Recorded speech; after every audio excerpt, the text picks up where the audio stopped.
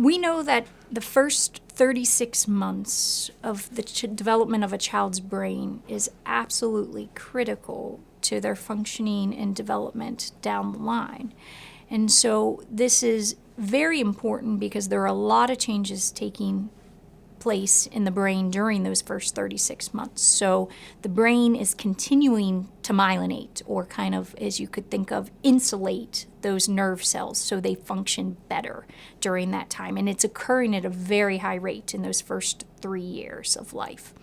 The brain is also making all sorts of connections. So those nerve cells, or their little tentacles, which we call dendrites, are reaching out into different areas and growing longer and making new connections. And that's what we see when we're watching a child and say, we see them get up on all fours and they start to crawl. And next thing we know, they're pulling to stand on the couch and they're cruising around. And then next thing you know, within a month's time, they're taking steps on their own without holding on to anything. And that's all occurring because of those changes that are happening in the brain at that time, that increasing myelination and those new connections that are being made. And that's why those things are learned kind of in a stepwise process. And what we refer to parents to watch is these developmental milestones that everybody talks about.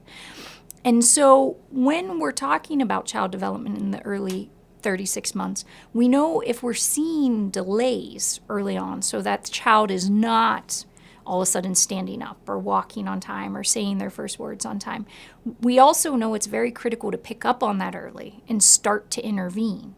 And those interventions that we refer to have to do with therapies. And the therapies are geared towards the area that the delay may be in, whether it be a motor delay or speech or language delay. And we know with those therapies, what they're actually doing is teaching and interacting and doing repetition.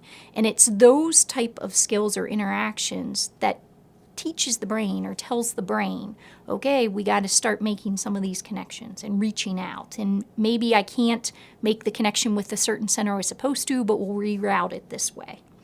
And that's why recognizing child development in the first 3 years is so important, because that is the time that we can help to redirect and make some of those new connections and overcome some of those delays.